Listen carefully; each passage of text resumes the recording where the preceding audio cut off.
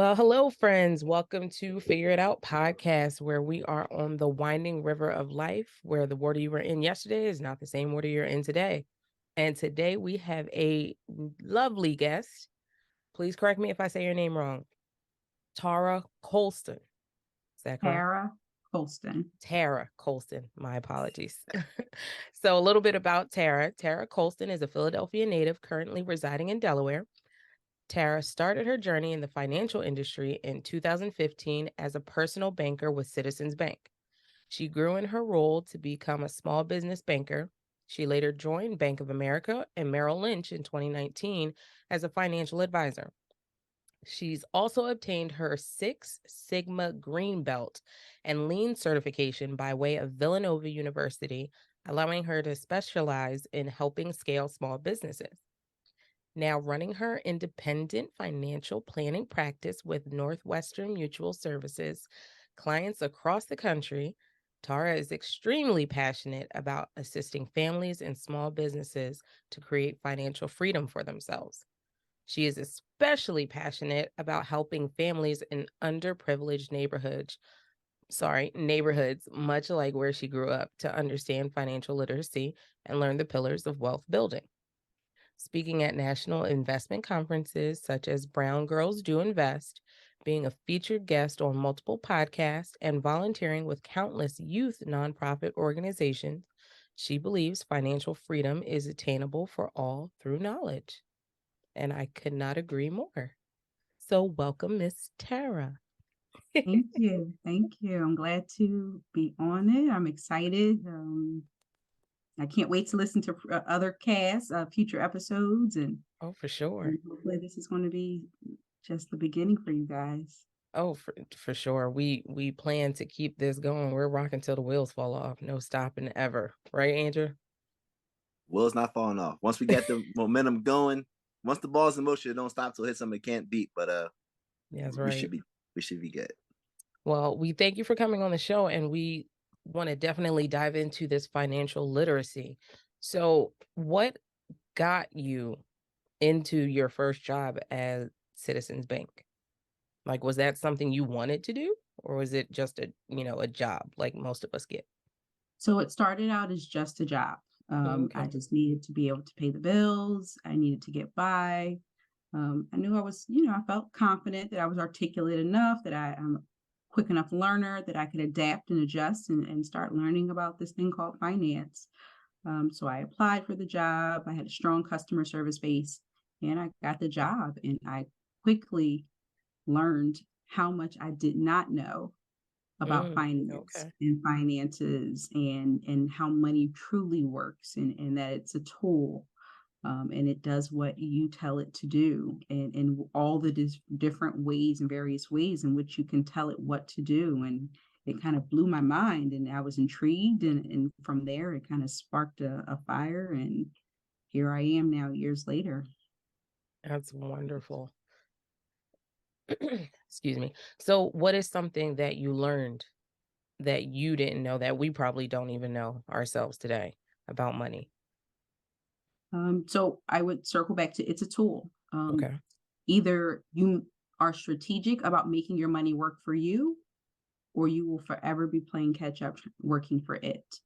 Mm. It is something that you have to be very intentional, and you have to have a strategy. Building wealth is a science that anyone can execute. However, you have to follow the formulas. And most don't follow those formulas. Most don't know what the formulas are to begin with. That was going to be Um, my next which is question. which is step one, knowing what the formulas are to building wealth. Once you discover what those formulas are, then having the discipline, and consistency to execute. And it's not a matter of if you can build wealth, but when and how much. Okay. So, could you give us a little bit of what the formula is to build wealth?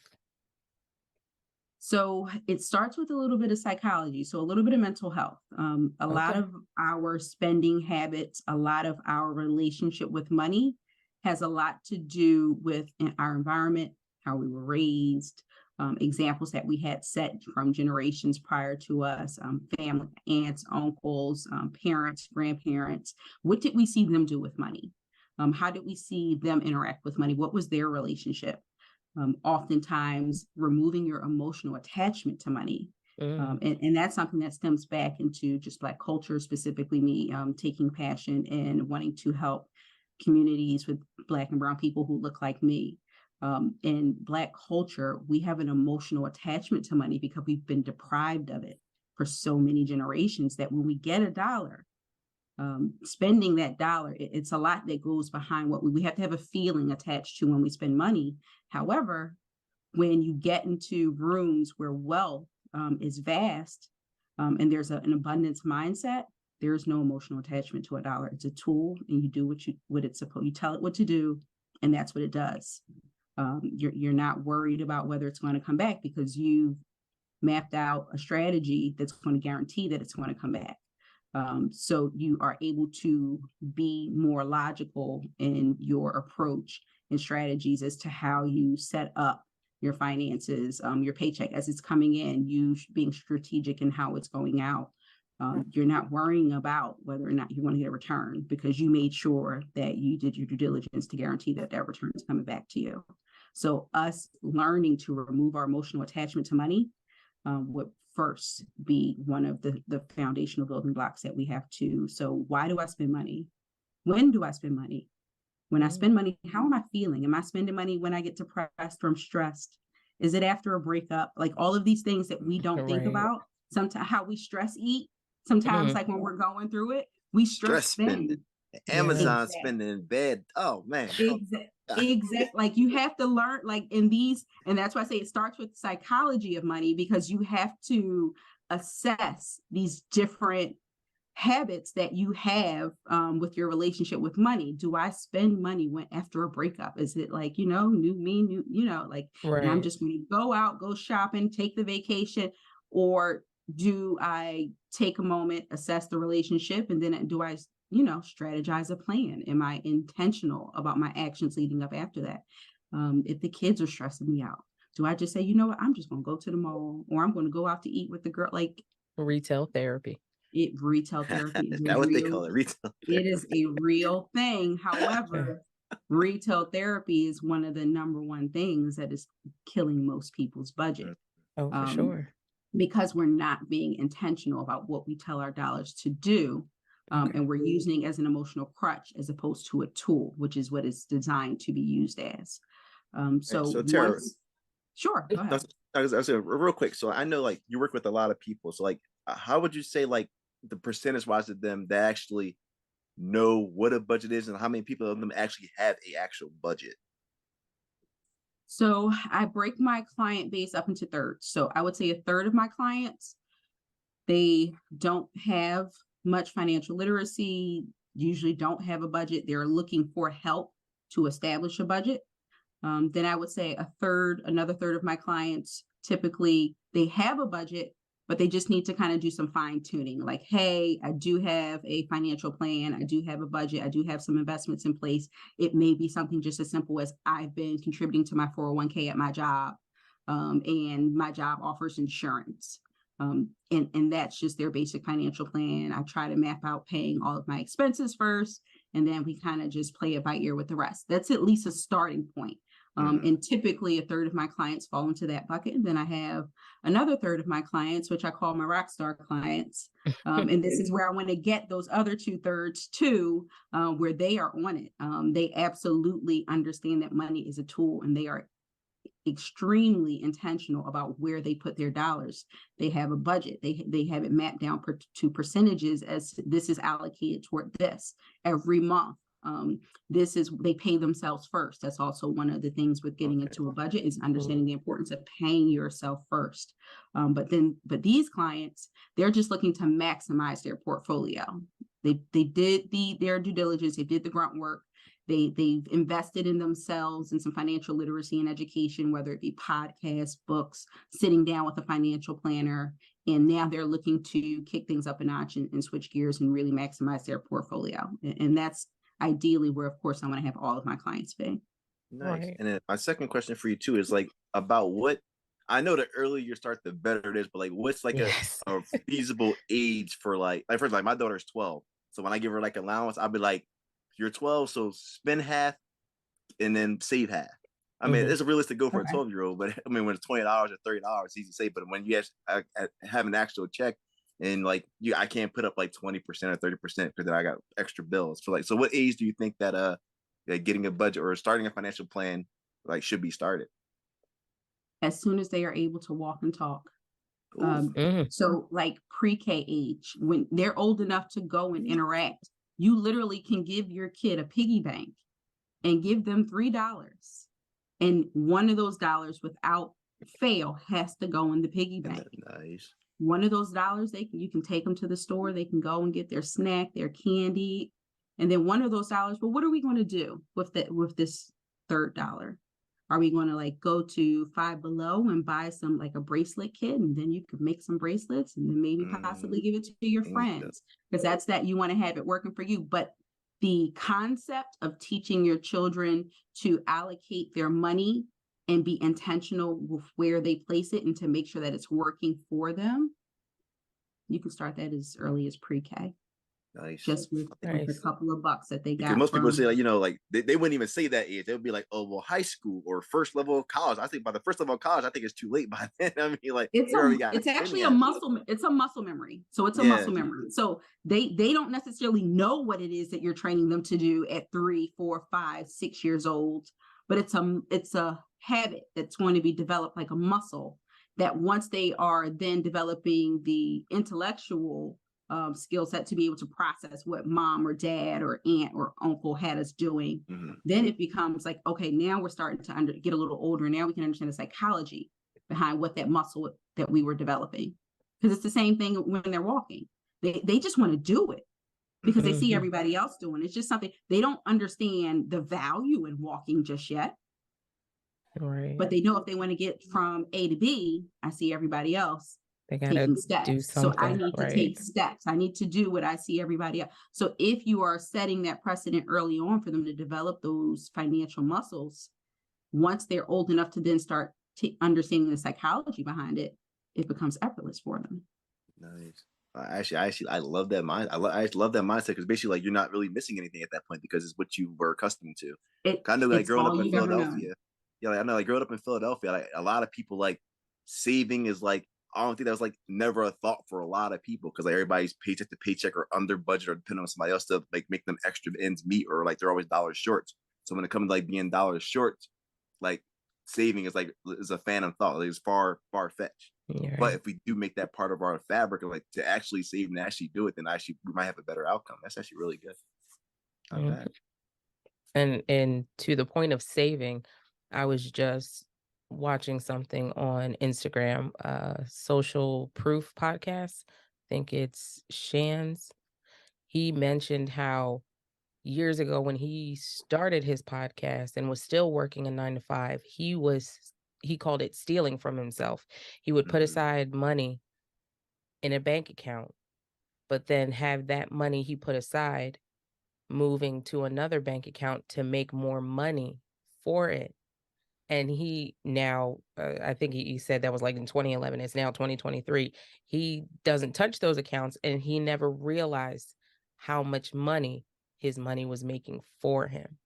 So Wow. if we could instill in people that saving is not a bad thing, the expression is you save for a rainy day.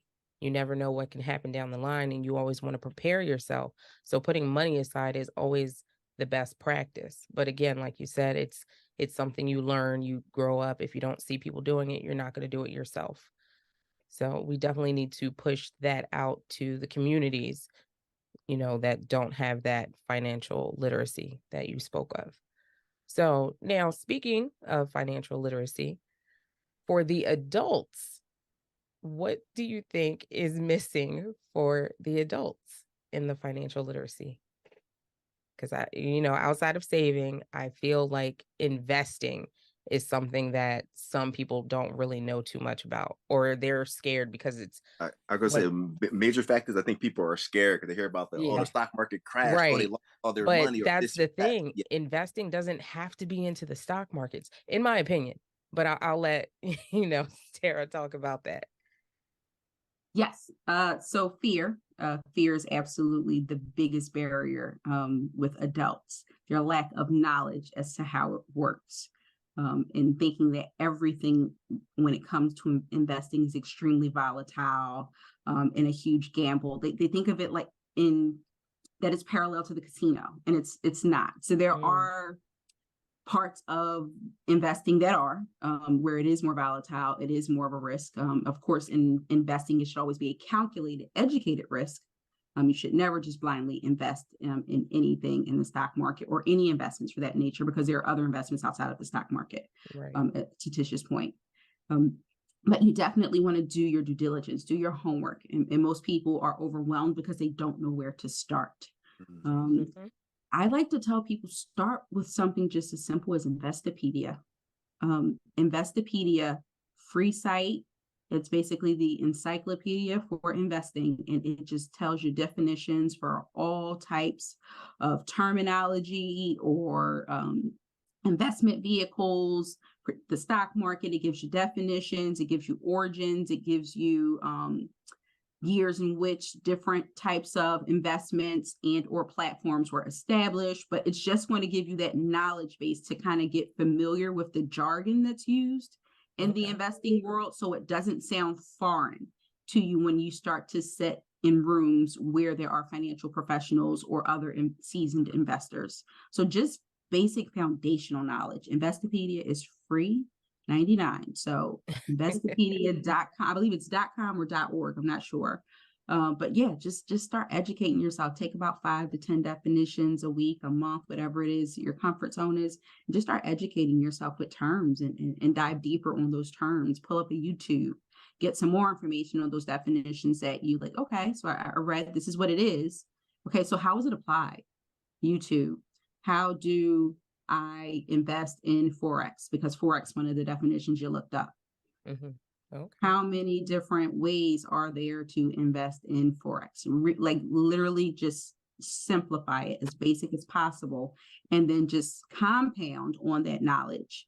And you'll look up 3 to 6 months, and you'll have a pretty decent understanding as to what it means to invest in different ways that you can, just starting small. So I encourage to just like remove the fear.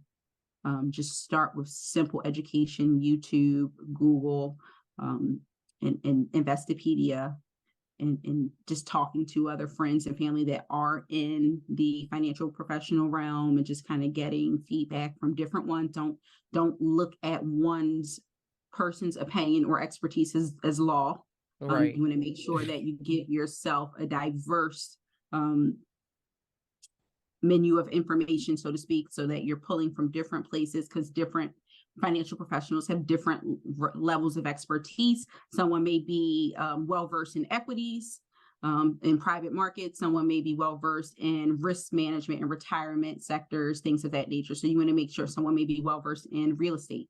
Someone may be well versed in the bond market. So you want to make sure that you're getting information from all of these different sources, and then you're able to then take that and then just say, okay, so based on all of this information I got, what seems to align with what my risk tolerance is, which is basically your comfort level, Right. Okay. with what you would feel comfortable with moving forward with investing. Am I an investor who takes more risk? Am I okay with not losing as long as I can win big? Or am I more of a conservative investor where I like to play it safe? I want to make sure that I'm getting a certain return on any monies, and that my loss is always minimal and steady. So you have to learn that about yourself. What's your risk tolerance? What type of investor are you? Um, and then after you establish that, coupled with that education, then you're able to start thinking about, okay, so what types of investments do I want to have in my portfolio now that I know what I'm comfortable with? And I have a little bit of knowledge base. And then you're able to sit down with a financial professional as well, and feel more confident, because also a lot of times we don't do our due diligence on financial professionals, excuse me. Mm, And you have to vet a financial professional before you sit down, because we are not all created equal. There are a lot of different backgrounds. There are a lot of people right. who call themselves financial professionals, and they're not. And Yes. you don't Self-made. want, yes, you don't want someone to be able to capitalize on your ignorance. I tell everyone you can go to finra.org. You can vet any financial professional that says that they're a financial professional. You can look up what licensings they have. You can look up what certifications they have. You can look up if they've ever been reported by any of their clients, if they have any open felonies or misdemeanors or things like that that have to be reported in compliance with FINRA. All of that, their Wow. resume is available to any consumer that wants to look it up. I always tell my clients, please feel free to vet me, and here's where you can go if you want to. Any financial professional that doesn't stand on that, Got Mm-hmm. some shade with them. I'm Right.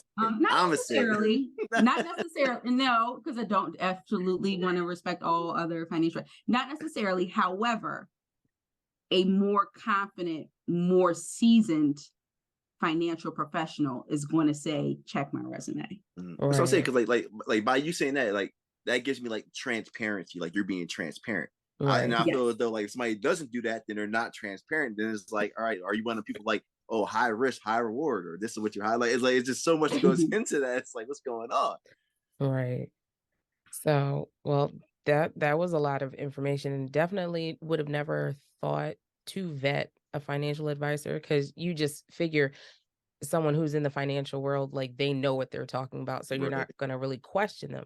So thank you for that point. Definitely going forward, we'll do that and make sure we tell people that whoever you are looking for as a financial advisor, not all created equal. Now, I want to go into the fact that you became a financial advisor at Bank of America and Merrill Lynch. What made you transition from a banker to that position? So I got tired of giving up money, if I'm being honest. So as a banker, Okay. you are preparing, you have to, so as a business banker specifically, you are scouting and vetting bank clients that would be a good fit for the financial advisors, the FRs, Okay. financial representatives at the bank level.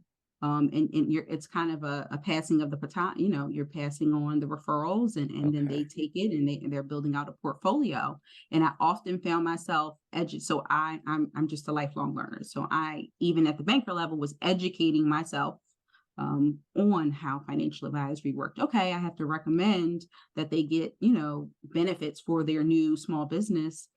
I need to learn about benefits. So as I'm learning and educating myself on all of these different facets that go into having a small business, building out a portfolio for a high income earner, and then on the back end and at the bank, finding out what the pay and the commission structure and all of these different bells and Okay. whistles look like for those FRs that I'm doing all the grunt work for, and putting, Ah. serving them up on a platter, this client that I prepped for them. And it's like, and I just get a high five, good job. A little Keep it pat on the coming. back.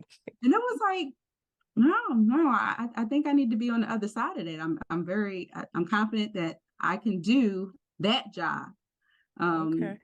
so yeah, I when I got to Bank of America, I was in back office, like customer service back office. We specifically handle like any type of back office operations for small business clients. Anything that they needed, transfers, wires, they needed to, like find out what the exchange rate was going to be for conversions on investments or moving funds, and like you name it, we handled it. And with that, I, put in my years and got built up that experience with Bank of America, and applied for a position in their advisor development program, where they train you, get study for your securities licensing, get you take your insurance exams. And I went for it and I got it. And here we are. There you go. You never know what you can achieve unless you try. And that is definitely something people need to understand. Don't, like you said, fear in financial literacy, but fear in life, period. You just gotta try it. And like I tell those around me, the worst that can happen is someone says no. It's just a setback. You just try it again.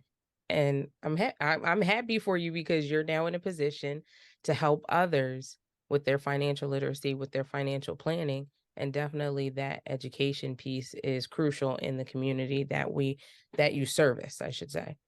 Now, what is a Six Sigma green belt? Because I'm going to tell you, I initially just saw green belt and I was like, oh, martial arts, Andrew.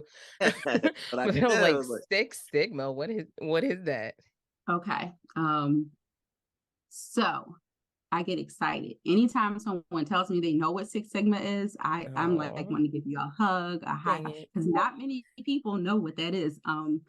If you're in the corporate setting, people tend to know more what it is. But what it is a certification where you learn to study data.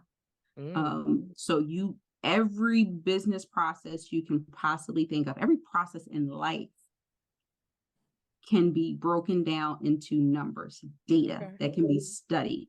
And then you're able to assess what success points are or failure points are in any infrastructure. "Hmm, So let's say you have an ice cream shop, um, and you serve 10 customers a day, and you buy one tub of ice cream per week, lasts you all week.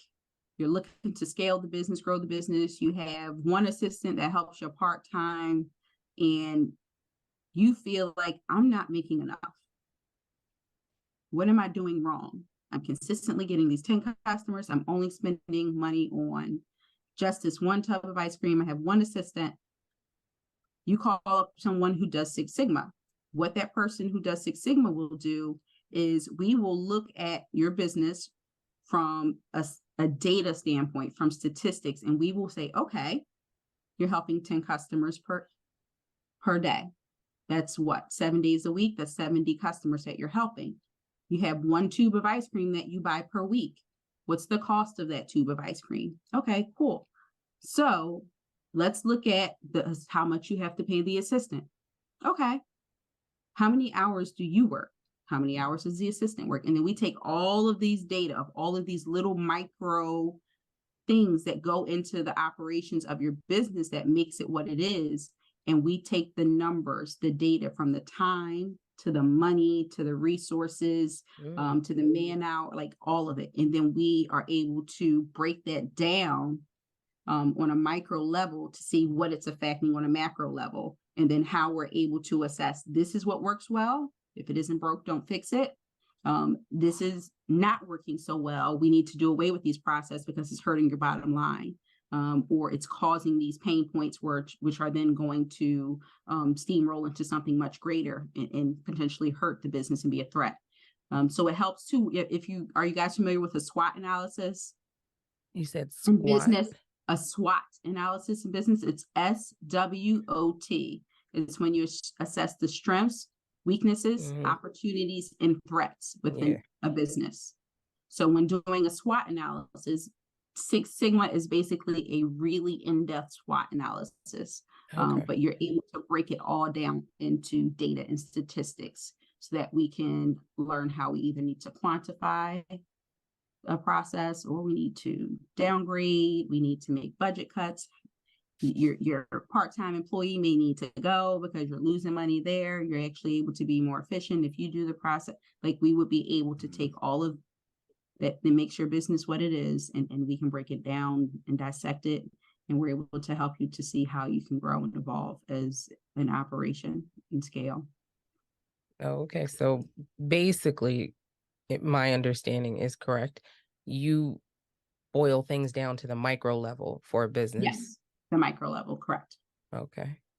Well, that's good. I know, like you said, small businesses, some of them definitely need that, especially since post-COVID. It's astounding to see how many businesses have started and are no longer around, and I feel, were pretty decent. So they could use someone of your capacity to help them out. So you work with Northwestern Mutual, and I'm not going to get excited because you work with me, just saying. But Northwestern Mutual, like, what are you doing there? Are you still a financial advisor? Have you moved up in the financial world? Where are you, tell us about that. Okay. So I do have my own financial planning practice with Northwestern Mutual, which I am proud. It's my new baby. Okay. I just came over to Congratulations. Thank you. I just came over to Northwestern in May from Merrill.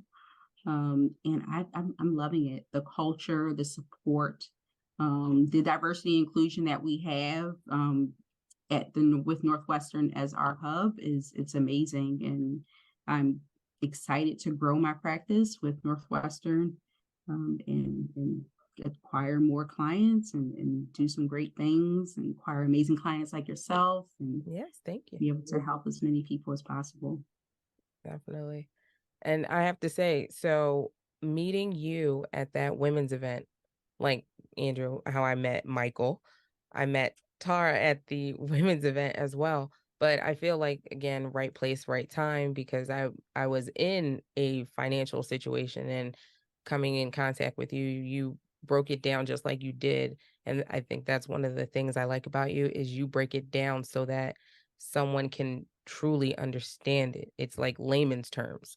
You don't have to try and figure out all these doctor jargon. You break it down so us undereducated can understand what we're doing with our money. So with Northwestern, you're doing the financial advising, you're still doing the Six Sigma as well? So I do it without doing it. So it's not a part of a service Okay. that I offer to clients. This my Six Sigma background is just something that helps me to be more of a value add. And it Okay. also helps me to be intentional about working with small businesses. Because I have that expertise where I also used to be a business consultant and I did have my own business working with small businesses, helping to start and grow small businesses and helping to scale. I was able to use that Six Sigma background often in that realm. But working with clients on the financial advisory side, of course, often a good portion of my clients are small business owners. So I'm able to leverage that expertise that I have from a former business and that skill set and able to help them like, okay. So it's like having a financial advisor who also used to be an accountant. While I'm not Mm, your accountant, I'm able to talk tax strategy because that's my background. So that's the value add that I'm able to give them. Having that Six Sigma background, I can talk about some different things that they can do to make sure that they're scaling properly, to make that they have these certain foundational building blocks in place. We can talk about business credit. We can talk about mm, benefits, what that looks like, a little bit of tax strategy, things of that nature. I'm able to have those more in-depth conversations with my business clients versus an advisor who doesn't have that background. They're just doing financial advisory. So it's awesome to be able to kind of bring full circle all of your different skill sets into one opportunity. always, always. So me, being a small business owner, I feel like I'm taking up this whole podcast with just my questions. But me being a small business owner and looking to be into other things, what do you say is the main thing that you see lacking in the small businesses that come across your desk? Um, so making sure that they're structured properly. That is like step one when you are starting a business. Making sure that your business is structured properly, In not what using your capacity? not using your home address.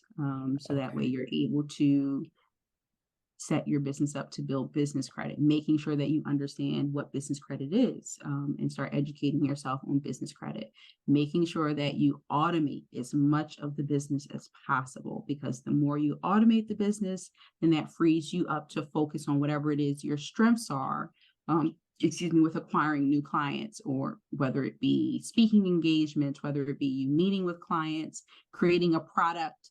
You're freeing up more time when you automate different back office tasks within your business. If your budget allows, help building a team. A lot of new entrepreneurs are a one-man show, which often is the way it has to be to start. Right. But making sure that you are reinvesting your monies as you are making them early on. You don't get a profit in the beginning. You have to put Definitely that don't. money back into your business in order to scale it. Oftentimes, new business owners, they close a couple of big clients, make a few $100, few $1,000, and they're off to the mall, they're off to pay their bills, they're off to do all of these things. Like, yes, I made a profit, when the right thing to do was to open up that, make sure that business bank account was opened and put those monies into an account, and then start looking at what softwares, what trainings, what staff or help or consultants do I need to invest in to make sure that we can continue to grow and continue to bring in more clients. In the beginning, profit should not be your concern for yourself. Okay.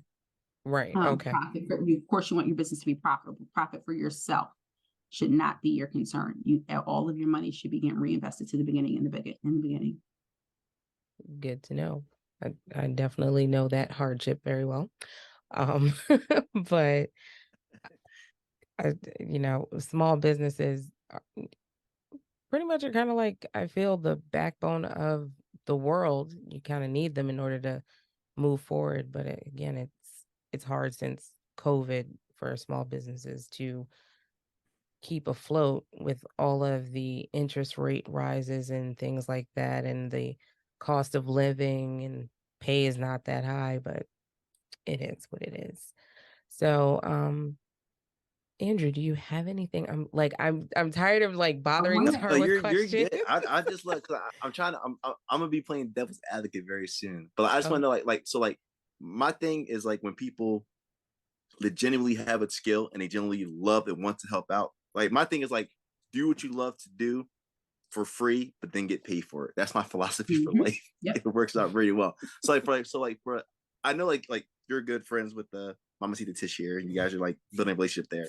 But like as far as like other people, like do you see yourself, since you are like a financial planner, you help people out, and like is that like your like I want to know, is there like a profit behind it? Like, do you like generally like to help people and you want to see them succeed? Is like was that like the vision for it, or is like, hey, I can make a lot of money doing these 100 people here, and then that's like my end goal? I know it's not about the money for you per se, but it's like a lot of financial advisors, like the more clients I take on, like the banks, like the more people I lend money to, the more interest I'm gonna get back. So my thing is like, a high quantity, high profit margin, high profit line. It's like, where do you fit into that? Where it's like not just yourself, but like advisors, like in general.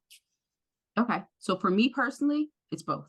At Okay. the end of the day, I have bills just like you. I have kids.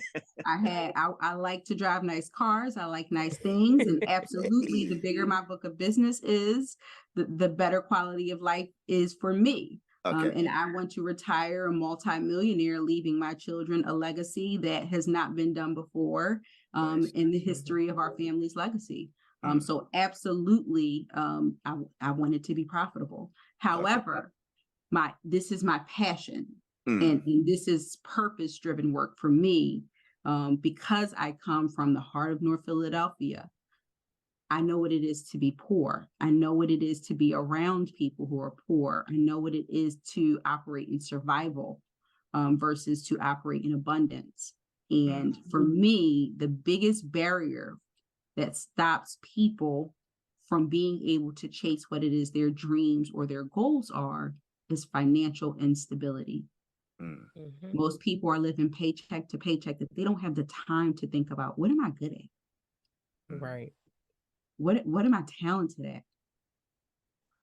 That million, everybody in this lifetime will most likely, if you live long enough, as an adult, you will think of $1 million idea. Is what you do with it. But what stops us from being able to capitalize on those $1 million ideas? Money. And knowledge. And I would say time too.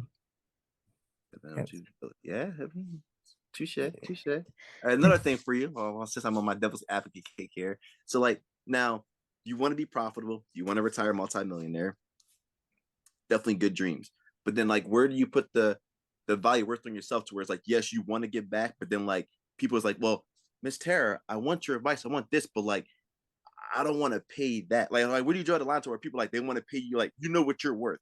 So like I mean, and like I said, like I'm gonna charge you $100 an hour, and that's a discount because they're gonna charge you $500 an hour. So you're already giving me a discount, but then I'm like, oh well, what about 50 an hour? So now they undercutting your values. Like, where do you go with them people that try to like basically like diminish your worth, or not your worth, not your self worth, but like the worth is like and what you're providing, what you're doing already as a favor. Because I like friends take advantage of friends all the time. Like my boss, I won't put him out there, but like my boss has attorneys and accountants, and like as much as they charge when I pay these bills, I'm like, these are your friends. It's like, I mean, so like, where's that fit in for you? Well, it comes with knowing your worth. And that's just personally knowing your worth, knowing your value, knowing that you are you, and that is your superpower. So I'm a firm believer in that. There is no one else on this earth that can do things the way that you can do it. Right. We go in the bread aisle at the supermarket. There are how many different companies that are selling bread, Bunch of Right. bread. but Which each one you one grab? does it, but each one does in their way. And there's Right. something about Stroman that makes the customer that loves Stroman go to Stroman. There's something about Wonder Bread, whether it's the coloring on the packaging, Mm-hmm. that Mm. draws that person to Wonder Bread every single time, because they did it in a way that only they could. And you have to have that confidence in your gifts and your abilities. And I have that in mine. I Nice. know that I'm a financial advisor. There are amazing financial professionals that can help you, but there are certain ones that won't be able to do it in the way that I do it. They won't say it and explain it in the way that I am. They don't have the background and the personal story. For example, I can relate to someone who's trying to build wealth that came from an urban area better than someone who may have had a financial practice handed down to them, Yeah. nepotism, and Came they from Wall already had a Street back to Wall Street. yes, Yeah. they had a multi-million-dollar portfolio gifted to them. Right. So it's on paper, their resume just blows mine out the water, because Right. they're doing assets under management in the millions already, and I'm still on the grind and the come up. However, I know what it is to be at the bottom. Right. And you know what it takes. And Right. know what it takes to get to the top. That person that came from a legacy already in place doesn't. So I'm able to relate and have a more transparent conversation with people who are in lower class trying to get to middle class, or people who are in middle class trying to get to upper class. And that makes me an exclusive, that gives me the opportunity to exclusive experience, excuse me, for being tongue tied, but to a client that another financial professional could not. So Right. just knowing what your skills are, what your strengths and your weaknesses are, and then knowing how to capitalize on those to make it like, this is part of my brand. Everybody should have a 30-second elevator pitch. I say that. I don't care if it's your personal elevator pitch, your professional elevator pitch, but you should know who you are and be able Right. to articulate that in 30 seconds. Why are you here? And if we removed money, I would still do what I'm doing, because it gives me joy to put people in a position to have financial freedom and independence, where they can now focus on, why am I here? Right. What am I meant to do? That's what drives me and what I'm able to do. I free people up to focus on what is their life's joy and their life's purpose. I Right. like it. Y'all heard it Mhm. first here, guys. On Figure It Out. And Tara, that was the pitch of the century right there. Know For who you sure. are. I love it. I love it. Definitely. Like you have quite a diverse background. So you said you came from North Philly. Do you mind expanding on that a little bit?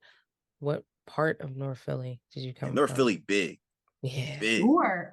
So I am proudly from 17th and Cumberland. Oh, Okay. you from the heart of North Philly, y'all. I was just down there. It's like Lion King. What's that, Dad? That dark shadowy place, Simba. You never go there. I'm from that part of North Philly. Right. But yes, so I am from North Philadelphia, born and raised. I went to M. Hall Stanton Elementary, Gillespie Middle School, and proud graduate of Simon Gratz High. Okay. So yes, I am as North Philly as it gets. And you made something of yourself. That's but awesome. a testament that it does not matter where you come Right. from. Absolutely. If you set your sights on greater, and you are determined and relentless in your pursuit of that, you can achieve anything. Now I just got a quick, it's kind of personal / not personal, but like I do local politics. So I just want to know, like, somebody successful like yourself coming from the heart of North Philadelphia. You don't have to answer if you don't want to, but my question to you would be like, why Delaware? Like something about like Delaware? I mean, why Delaware? Better school. So I have a lot of family that has migrated to Delaware from Philadelphia, and then the school district that my kids are currently in. That was the huge driving factor. Okay. No sales tax, never hurt Oh, nobody. never heard nobody. And it's quiet. I love that. So Delaware, no shade to Delaware. I love Delaware, kind of, sort of, but Delaware's boring. When you come from a busy Yes. city like Philadelphia, Right. it is boring. Things to do here, but not a lot of things to do in comparison to when you're coming from a big inner city. However, it is centrally located. So where I live in Delaware, it is an hour and a half to Baltimore, DC. Philly. I can get to Alexandria, Virginia, which is like the outskirts of DC, all an hour and a half. I can Gotcha. get to New York in 2 hours. Philly is an hour and 15. Okay. Like, so I can get to like 5 different major cities in Just less like than 2 hours, and I love it. I hang out in DC just as much as I hang out in Philly now.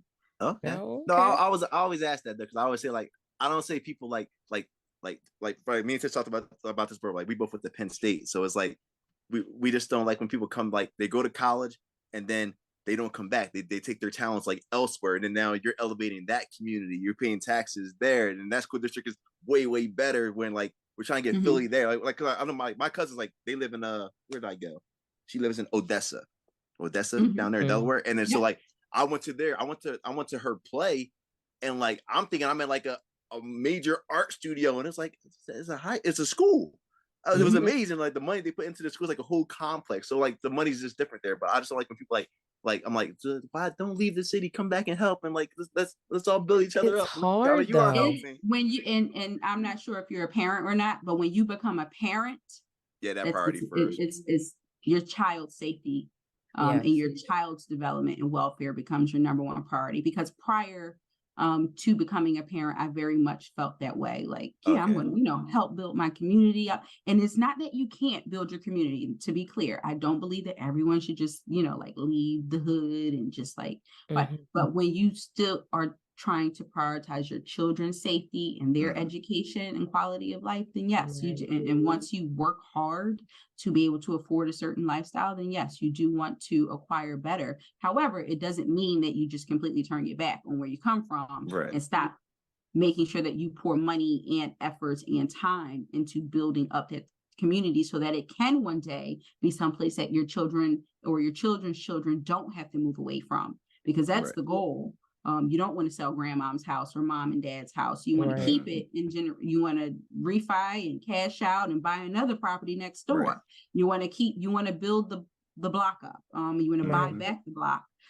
However, we also can't negate the fact that right now the block is on life support. Oh no, I agree. I was around yesterday. I was telling Tish I was doing a block captain.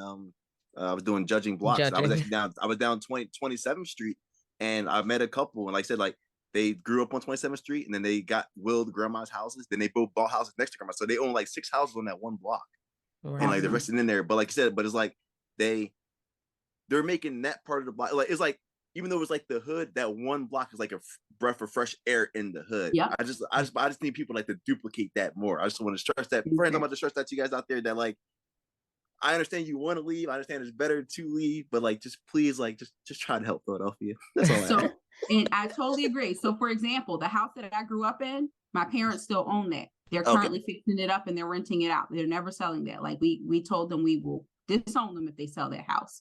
I'm currently working on buying property in my neighborhood as well. So the goal, and then once I'm done, I'm going to encourage my siblings to do the same. So like we're going to own the hood that we grow up in, not just claim it as a set.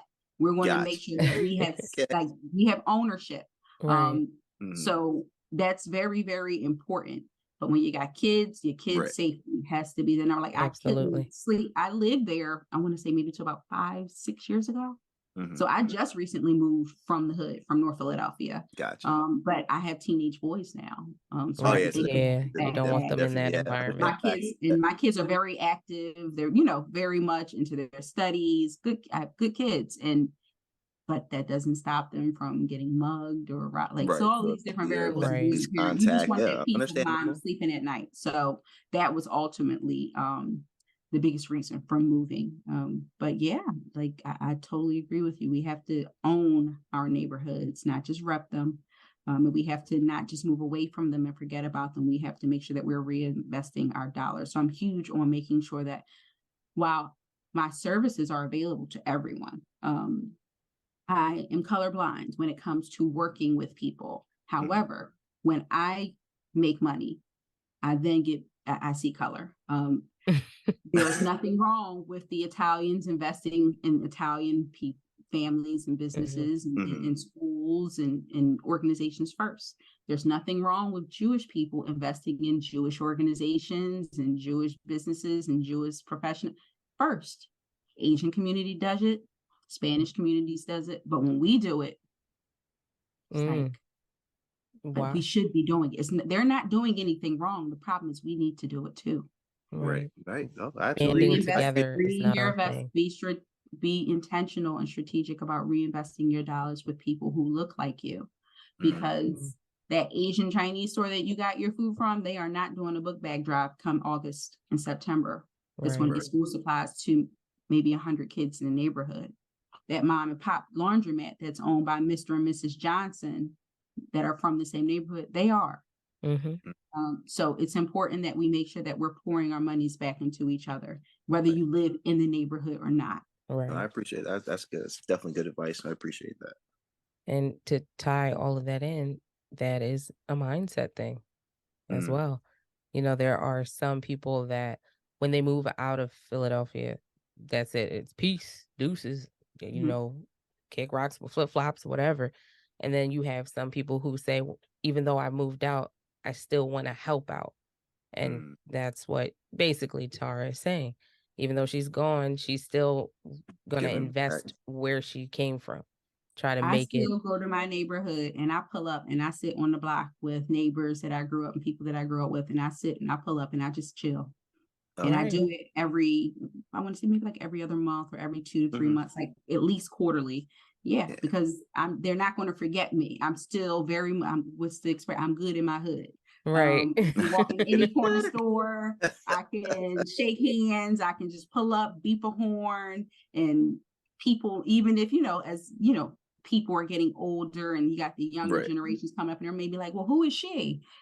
The old heads are going to tell them she's good. This is her hood. Like she's, and I'm going to forever be, I don't care how much money I make. I might have to get security at one point. I don't know, depending on how much wealth I'm able to build. But yes, I'm always going to make sure that I am entrenched, that I am ingrained, I am embedded with the development and growth of where I come from. And that's never going to change. And to your point, we can't just forget about where we come from just because we got a couple bucks and we're able to move on to better pastures, greener pastures. And that shows you being able to pull up to your old hood. It shows your versatility, that even though you wear one hat, you can still wear the other hat and do whatever it is that you used to do. So that's my mom's big saying. Like, no matter where she goes, she's like, listen, just because I got this degree and this and I do this and I'm successful here, I'm from 19th and Erie. Don't get it twisted. Exactly. Look, and I'm good there too, because I went to Simon Gratz. So it's funny you said that, because actually so all my not my mom, my mom went to Only, but all my grandparents and all my great uncles and aunts, they all graduated from Simon Gratz because they lived in 1995. My dad is a Simon Gratz graduate. My dad's mother is a Simon Gratz grad. So like we are bulldogs. Like so my school, don't hate, and I'm gonna say this one time, Bulldogs all the way. I went to Central. I'm a Lancer, but Bulldogs all the way. Don't make that face. Don't be that way. I have a couple cousins who went to Central, so I know a lot of people who went to Central, so I am pro Central. I actually got accepted to Girls High and declined the offer. Right next door. Oh, declined the offer. Yeah. Well, listen, my cousin declined their offer too. Don't feel bad. You're probably better off for it. Trust me. I think I did. A little more cultured, a lot more colorful of an experience, but I think it's made me who I am. So I'm grateful for it. Oh, that's cool. That's what's up, though. That's awesome. So we have a couple questions that we, like to ask our guests. And one of them is, if our friends wanted to get in contact with you, How could they do that? They can give me a call. So I will give my business cell, which is 302-670 1854. I don't call myself. So 302-670-1854. I'll say it one more time, 302-670-1854. You can also email me at tara.colston@nm.com. That's tara.colston@nm.com. I can also be found on Instagram at Tara L. Colston, all together. You can also find me on Facebook, Tara L. Colston, Northwestern Mutual, and I also have a website. So my website is tara.colston, I believe it's .nm. So it's www.tara.colston.nm. I can get that for you if you Okay. need to back in. But that's rather new. That's rather new. So I'm still remembering that one. Okay. But yeah, so website, social medias, give me a call, shoot me an email. All right. Yeah. We'll All right, definitely so have to put that out there for everyone to sure, gain this is probably access gonna be a to. no-brainer for you, but I'm pretty sure. But like, if there was one thing that you could have figured out earlier, what would you think that, or what would that have been for you? I often say if I could go back to myself 10 years ago and like have like you could just say one thing, I would be like, invest in Bitcoin, girl, before it crashes. And I'm just joking. Right. Like, We go all would buy have. those shoes, throw that few hundred or that couple thousand from that tax return in Bitcoin and cash out at this moment. Like, Right. Seriously. um, but I would probably say be honest with yourself about what you want. Mm, A lot of people say that they want to be rich, they want to be wealthy, they want to do this, they want to have that, but they don't have the intention and the work ethic to match. oh, Um, yes, the biggest You're absolutely right about that. the biggest liar in our lives is us to ourselves. for sure. So hold yourself accountable, get a journal, be intentional about manifesting the life that you want and you feel that you deserve. And if you feel you don't deserve it, you don't. And if you feel you do deserve it, you do. Mm, But writing down what it is you desire, but then being intentional on each one of those things that you write down. What will it require of me to achieve it? right. And then ask yourself if you're willing to do those set of things, because I'm chasing multimillionaire status. I have a good career, make six figures, but I'm not content with six figures. I desire seven. And then after seven, I desire eight. And then after eight, I desire nine. But I realize that that's going to take a level of discipline that most people aren't willing to put in, Right. for me to be able to live a life that most people can only dream of. Hmm. So I don't watch TV. I can't tell Thank you you. about the latest show. I Thank can't you. tell you what happened on Bad Girls or Real Housewives for the last probably 8 or 9 years. I can't Mm, tell you, but I can sit here behind you and show you my library of books on pretty much every topic you could think of Right. that I have read cover to cover. oh, well, Um, that is not to cut you off, but that's a great segue to my next question. What book are you currently reading? So I am currently, so I like to do, so I'm at a point where I'm trying to get like Bill Gates. He consumes 50 books a year. Okay. So right now I am doing 4 books a month, but I kind of cheat a little bit. I do two audio books, and Okay. then I'll do 2 print books. So I usually do a normal size print book and then like a small print book, something that's like maybe a couple hundred pages or less. And then I'll Okay. do like a normal standard book, and then I'll do the 2 audiobooks. So right now I am currently listening to, I'll show you guys or tell you guys, the Private Equity Playbook. Okay. And that is by Adam Kofi. I feel Mm, like I've heard that name before. I was Be- gonna say the same thing. Is it familiar? That's like the third time I heard that actually within the last month. right. I'm gonna mhm. have to read a book. I think he said I'm gonna have to read a book. Stop, Andrew. So the Private Equity Playbook by Adam Kofi. I'm also listening to Die with Zero by Bill Perkins. Now that one I've heard about. Okay. And I'm currently I just finished reading the art of the what's a subtle art of not giving a fuck. Oh, okay. Because you can't be That caring what sounds like people that think. sounds like we should do that on the book club next month. Yes. So I'm a part of a book club in DC, and I Okay. absolutely love it. But yeah, so subtle art of not giving a fuck. And then the other I read was Jen Sincero, You're a Badass, Okay. which was a really, really good read. But yeah, I try to consume at least 4 books a month. Sometimes I've gotten as high as 6 books in a month. Oh, nice.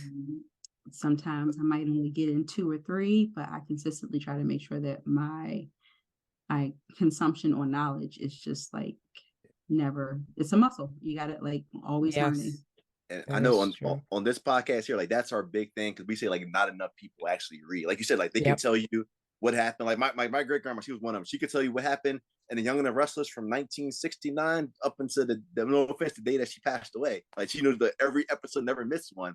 And like my thing is like people like they do all these critiques on what this show is. They can say movies word for word, lines word for word, what this funny part's coming up. I'm like, how do y'all have the time?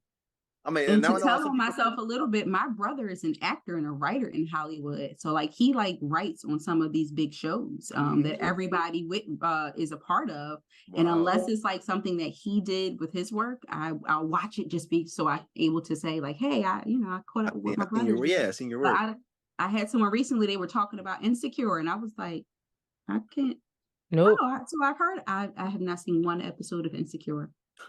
And I hear it's an amazing show, but I can't. And I hear it's over now, and they had several seasons. I haven't seen one. Yeah, but like you said though, it's like you're right though, because like if you invest your time in like TV and stuff like that, then like how do you invest your time in yourself?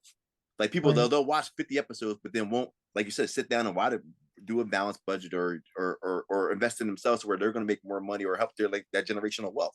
So that's me. Like I'm a martial artist, so like I do martial arts books. I practice, I meditate, but I'm always in the act of doing something that's going to basically better me. Now I watch TV here and there. I like some funny shows or like that I can relate to. Right. But like at the end of the day, like I have TV. Like we were paying, like we stopped paying the cable bill because like we're not home enough to watch TV. We're always at a political event, or we're always volunteering, giving something away. Me and Tish, like right now, like, and it's about discipline too. Because like before we started this podcast, like you have to set the time aside for what's important. So everybody has what's Right. important to them. So if Right. it's watching TV and like running the streets or playing cards, I always say that whatever you spend 15 minutes a day or more on, you are a master of at the end of the year. So if that's drinking, that's your thing. That's sex and entertainment and going to the clubs and throwing dollars, that's your thing. If you're reading Right. books and investing in yourself, that's your thing. By all means, make that your thing. So yeah, I agree. That's what's up. Definitely. I think I'm gonna give you one last question before we end it. Can you tell us from your perspective, what age should someone have life figured out? Seeing that our show is called Figure It Out, we typically like to ask our guests that simple question. Never. Oh, now that's a different answer. Let me not say never. We haven't gotten that answer in all the people that we have talked to. And why do you say that? Because everyone, from the day you are born to the day that you leave this earth, you should always be a student, and you should always be learning, growing, and evolving. Growth is not linear. You That's should the never martial feel arts like answer right you there. should never feel like you have arrived. You should Mm. never feel like you have healed. You should Oh, never feel like you have learned as much as you're supposed to. You should wow. always be learning. You should always be growing. You should always be healing. You should always be evolving. Mm, And that's to the day definitely. you take your last breath. So you should never feel like you haven't figured it out, but you should always be striving to figure out new things. And that's exactly why she's gonna have an 8-figure salary. Right. And I'm like, that is the best way to end our show. Like, my goodness, that answer that is the epitome of That's it. answers to it. So Right. my Hashtag goodness. what she said. Hashtag. Oh my goodness. So friends, please, you've heard her. She does not speak untruths. Poignant, just I can't give you enough praise. Like, follow, find, communicate, reach out. get in contact with Miss Tara. Tara, sorry, I keep You're saying your good. You're name good. wrong. You're good. Good. So She please, got our friends, stamp of approval. She got the academia stamp of approval. She got the hood seriously. stamp of approval. So let's. That's but believe it or not, that's one of the most important ones to Is me. the hood? If I'm still good in the hood, then I feel like I've done something right. There we I want to be go. good in corporate America too, because compliance is life. Yes. But absolutely, yes. It makes me happy to know that I can move in a lot of different rooms and Right. level with a lot of different in people and environments. But yeah, just be honest with yourself. That's the biggest thing. Whatever it is you want, go for it. But be honest about whether or not you have what it takes to execute and achieve it. And if you do, be relentless in your pursuit of it. That's right. Nice. My We goodness. appreciate that. Yes. All right, friends, be sure to like, share, comment, and subscribe. You can revisit episodes and figure it out wherever you listen to podcasts. Our hope is we helped you figure something out today. So until next time, my friends, peace and love. And Tara, we thank you again for joining us. Thank you. Thank you for having me. This was awesome. I'm so glad to have been a part. Thank you. All right. Thank you. Thank you.